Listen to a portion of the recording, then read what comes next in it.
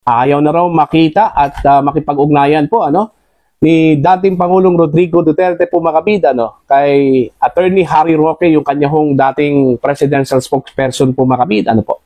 Ito po yung sinabi po ngayon ni Attorney Nicholas Kaufman, yung kanyang Chief Legal Defense Counsel po mga kabida. Dahil daw yun sa ginawa po ni Attorney Roque na gumalaw po ng mag-isa, na wala hong koordinasyon po mga kabida sa kanyang mga abogado. Kaya nga yun ang nangyari po ngayon. Kumbaga, ewan ko kung totoo ba itong sinabi po ni Pangulong Duterte po mga kabida, itong sinabi po ni Attorney Kaufman. Kasi para po sa akin,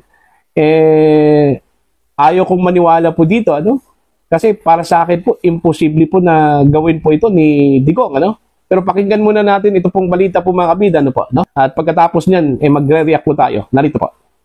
Attorney Nicholas Kaufman versus Attorney Harry Roque. Sa Facebook post mula sa page na Alvin and Tourism, ibinahagi ang written interview niya kay Kaufman na siyang lead counsel sa ICC ni dating Pangulong Rodrigo Duterte. Medyo mainit daw ang ulo niya kay Roque. Ayon kay Kaufman, sobrang panggugulo ng dating tagapagsalita ni Digong. Kesyo sinubukan pa rin itong idemanda ang Dutch government para makalabas si Duterte gamit ang isang crazy scheme na halos ikapahamak pa rin ng buong defense team. Nang malaman pa rin ng Dutch lawyer na pugante si Roque, pinutol na nito ang contact sa dating presidential spokesperson. Dagdag pa ni Kaufman, walang may gusto kay Roque. Hindi raw interesado sa kanya si Duterte o kahit sino sa kampo nito. Huwag na raw makialam si Roque sa kaso ni Duterte at bumalik na siya sa Pilipinas para ayusin ang sarili niya mga gusot. Pero syempre, palaban si Roque. Dinipensahan niya ang sarili. Wala raw katotohanan na sinasabing nakikialam siya sa kaso ni Duterte. Wala rin daw siya mga pahayag na nakakadiskaril sa diskarte ng Duterte team. Hindi naman talaga totoo na ako'y naghihimasok. I adhere to the strictest ethical standards. At alam ko na isa sa pangunahin talagang rule of ethics ay huwag maghihimasok sa kaso ng iba. Inamin din ni Roque na ginusto niya rin maging miyembro ng legal team ni Duterte, pero hindi na nga ito natuloy dahil sa personal niyang issue. Pag sinabi ko kasi naghihimasok sa kaso, ito yung kaso na hinahawakan ni Kaufman sa ICC. At mula naman na naging malinaw sa akin na ayaw niyang makipagtrabaho sa akin, hindi ko naman pinagpilitan ng sarili ko. At binigay ko naman ng buong-buo kong tiwala kay VP Sara nung pinili niya itong si Kaufman. Lahat daw ng ginagawa niya ay para lang sa pagmamahal niya sa dating Pangulo. Sabi niya, hindi ito crazy scheme kundi sincere na legal remedy. Ang gusto lang daw niya bilang isang foot soldier ng mga Duterte ay ang makabalik ng buhay si Digong sa Pilipinas. Ayun. Ito yung ayaw kong mangyari po, mga kabida, na dumating sa point na magkawatak-watak po itong mga supporters po ni dating Pangulong Rodrigo Duterte. Dito ho sa sinabi po ni Attorney Nicholas Kaufman, medyo ayaw ho akong maniwala ho dito. Kasi para sa akin, medyo malabo po na sabihin po ito ni Digong, kay Attorney Roque. Alam naman po ni Digong po mga kabida, kung ano yung sakripisyo po, na ginawa po ni Attorney Harry Roque po mga kabida para po sa kanya, Tapos may marinig po tayo na ganito po yung sinabi po ni Digong, ni dating Pangulong Duterte po mga kabida, Hindi ko po alam kung gawa-gawa lang po ito ni Attorney Kaufman o totoo po itong sinabi po ni Digong, Basta para sa akin po medyo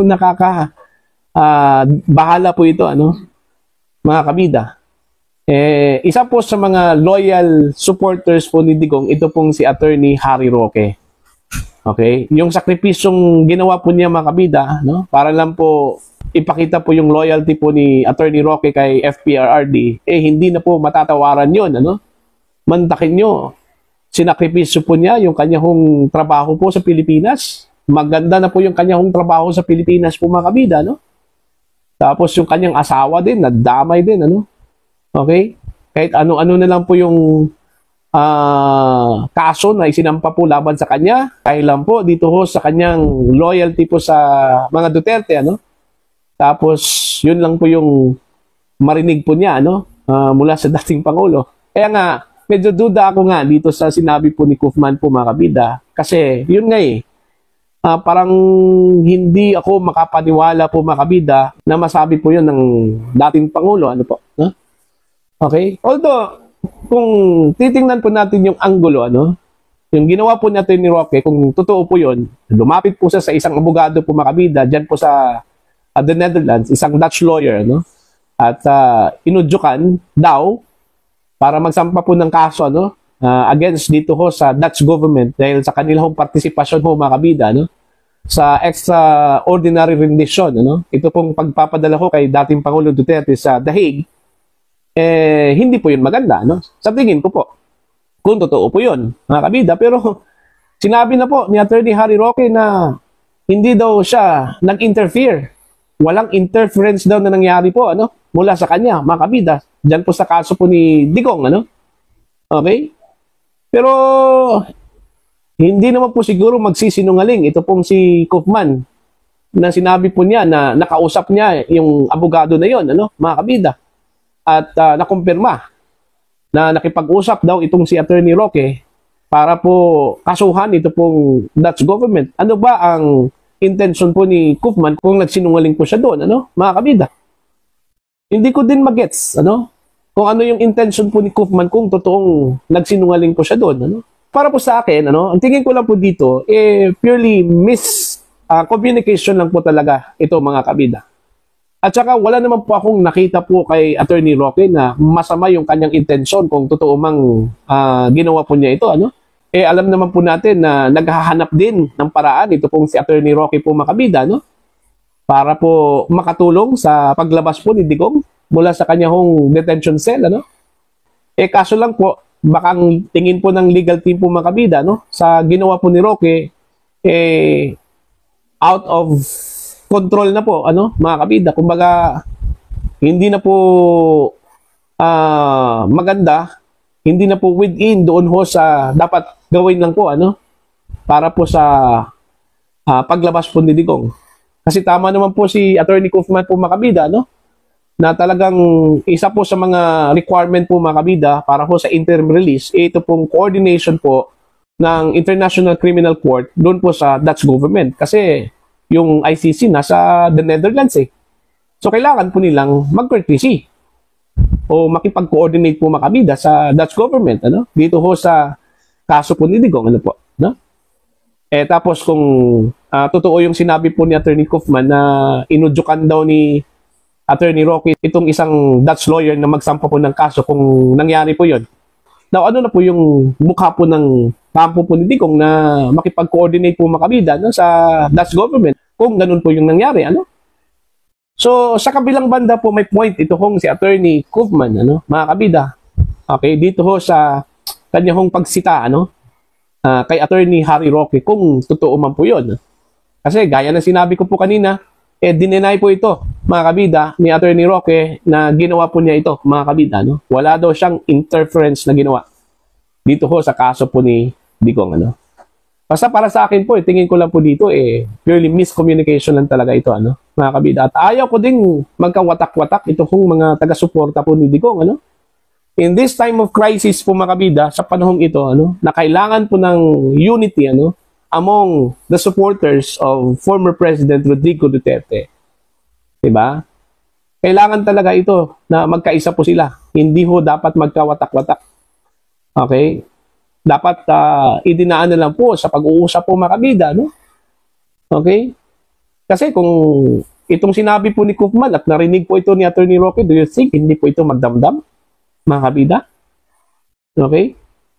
Kung ang sinabi ni Kaufman na sinabi daw ni Digong, ano, na ayaw na raw niyang makipag-ugnayan kay Attorney Roque kasi ho, isa daw itong pugante, okay, mula sa Pilipinas, okay, mga kabida, ang tanong po dyan, bakit po siya naging pugante? Ano po yung dahilan? Ano? Dahil po sa isinampang kaso po, ano, sa kanya, mga kabida, nangyari lang po yan dahil po pinag-initan po siya ng gobyerno po, ano, mga kabida, because of his close ties with the former president. Ano po? Do you think hindi po ito magdamdam kung sakali hong nakarating po kay Attorney Roque yung sinabi po ni Attorney Kaufman na sinabi daw ni Digong na ayaw na po raw niyang makipag-ugnayan? Ano? Doon po sa point na wala kong personalidad si Attorney Roque, totoo po yun, ano? Wala pong personalidad niya. Totoo po yun. Wala ho siyang personalidad to represent the former president kasi hindi nga siya miyembro po ng legal team. Okay? Wala ho siyang personalidad sa legal na aspeto po, mga kabida, no? Kay Digong, ano? Only Attorney Kaufman and the rest of the defense team po ang meron pong karapatan, ano, na magsalita in behalf po kay Digong pagdating ho sa kanyang kaso, mga kabida. Okay? Pero si Attorney Roque, wala ho. Okay? Wala ho, mga kabida. Pagdating po doon, ano? Pero pagdating ho sa personal na kapasidad, ano? Bilang taga-suporta po ni Digong, mga kabida, kahit anong gawin po ni Attorney Harry Roque, magagawa po yan niya, ano? Mga kabida. Pero wag lang sa point na baka makompromiso yung ginagawa po ng defense team po ngayon, ano? Just like doon ho sa pakipag-usap po sa isang abogado at udyukan po, mga kabida, na magsampa po ng kaso against the government of the Netherlands, ano? Dapat ang ginawa sana ni Attorney Roque po, mga kabida, kung totoo man po yung sinabi po ni Attorney Kaufman, nakipag-usap muna siya, ano? Sa team, sa legal team, ano? Kung okay ba yung kanyang gagawin, ano? Na dumaan po sa domestic legal remedy, ano? Mga kabida.